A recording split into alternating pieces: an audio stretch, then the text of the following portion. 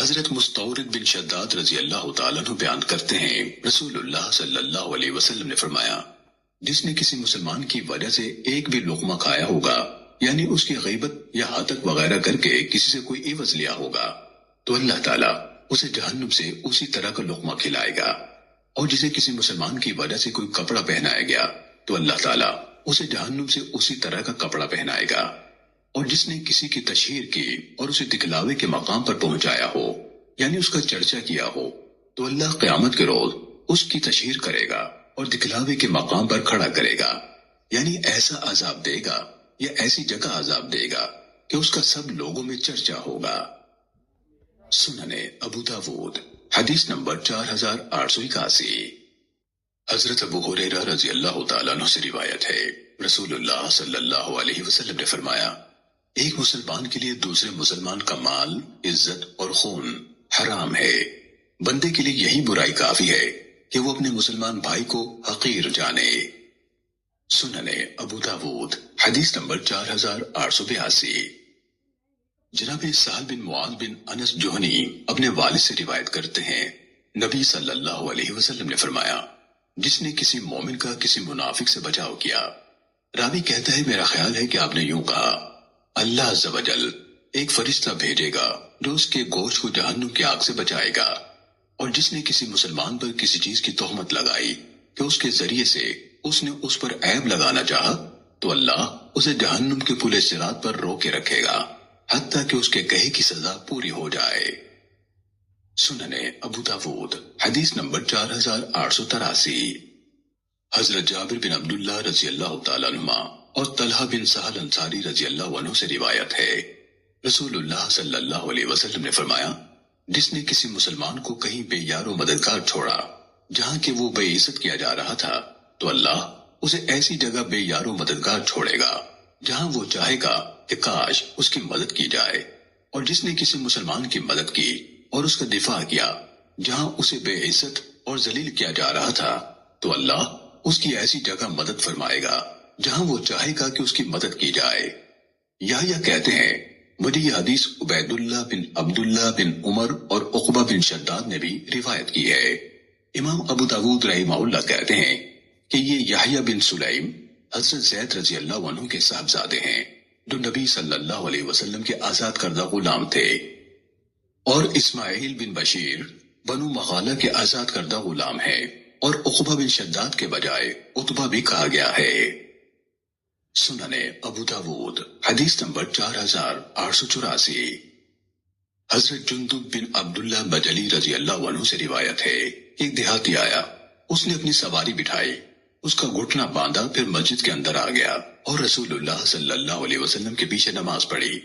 جب رسول اللہ صلی اللہ علیہ وسلم نے سلام پھیرا تو وہ اپنی سواری کے پاس آیا، اسے کھولا، اس پر سوار ہوا، پھر اونچی آواز میں بولا، اے اللہ مجھ پر رحم کر اور حضرت محمد صلی اللہ علیہ وسلم پر رحم کر، اور ہماری اس رحمت میں کسی اور کو شریک نہ کر۔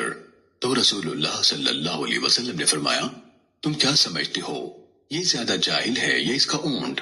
کیا تم نے سنا نہیں جو وہ کہہ رہا ہے؟ صحابہ نے کہا، کیوں نہیں؟ سننے ابو داود حدیث نمبر 4885۔ جناب قتادہ رحمہ اللہ سے مروی ہے، انہوں نے کہا، کیا تم سے ممکن نہیں کہ ابو زیغم یا ابو زمزم کی طرح ہو جاؤ؟ نام میں محمد بن عبید کو شبہ ہوا ہے۔ جب صبح ہوتی تو وہ کہا کرتا تھا، اے اللہ میں نے اپنی عزت تیرے بندوں کے لیے صدقہ کر دی ہے، یعنی جنہوں نے میری کوئی بے عزتی کی ہو میں نے انہیں معاف کر دیا ہے۔ سننے ابو داود حدیث نمبر 4886۔ جناب عبد الرحمن بن عجلان سے روایت ہے، رسول اللہ صلی اللہ علیہ وسلم نے فرمایا، کیا تم میں سے کوئی عاجز ہے کہ ابو زمزم کی طرح ہو جائے؟ صحابہ نے کہا، ابو زمزم کون ہے؟ آپ نے فرمایا، تم سے پہلے ایک آدمی ہو گزرا ہے، اور مذکورہ بالا حدیث کے ہم معنی بیان کیا۔ کہا، جس نے مجھے برا بلا کہا ہو میری عزت اس کے لیے صدقہ ہے۔ امام ابو داود رحمہ اللہ کہتے ہیں، اس روایت کو ہاشم بن قاسم نے روایت کیا تو کہا، عن محمد بن عبداللہ العمی عن ثابت قال حدثنا انس عن النبی صلی اللہ علیہ وسلم۔ مذکورہ بالا حدیث کے ہم معنی بیان کیا۔ امام ابو داود رحمہ اللہ کہتے ہیں، اس روایت کو ہاشم بن قاسم نے روایت کیا تو کہا ام محمد بن عبد اللہ العمی عن ثابت قال حدثنا انس عن النبی صلی اللہ علیہ وسلم. مذکورہ بالا حدیث کے ہم معنی بیان کیا. امام ابو داود رحمہ اللہ کہتے ہیں کہ حماد کی روایت زیادہ صحیح ہے. سنن ابو داود حدیث نمبر 4887.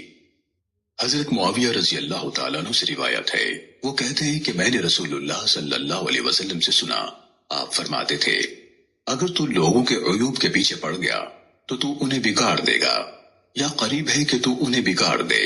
تو حضرت ابو درداء رضی اللہ تعالیٰ عنہ کہتے ہیں یہ بات جو حضرت معاویہ رضی اللہ تعالیٰ عنہ نے رسول اللہ صلی اللہ علیہ وسلم سے سنی، اللہ نے انہیں اس سے بہت فائدہ دیا. سنن ابو داود حدیث نمبر 4888.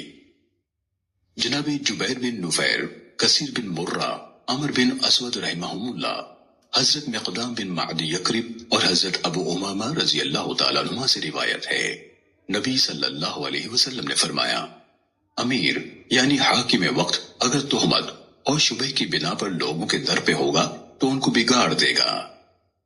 سنن ابو داود حدیث نمبر 4889. جناب زید بن وہب بیان کرتے ہیں کہ حضرت عبداللہ بن مسعود رضی اللہ عنہ کے پاس ایک آدمی لایا گیا اور بتایا گیا کہ یہ فلاں آدمی ہے اور اس کی داڑھی سے شراب کے قطرے ٹپک رہے ہیں. تو انہوں نے کہا ہمیں ٹول لگانے سے منع کیا گیا ہے، ہاں اگر کوئی بات واضح ظاہر ہو تو ہم اس کا مواخذہ کریں گے.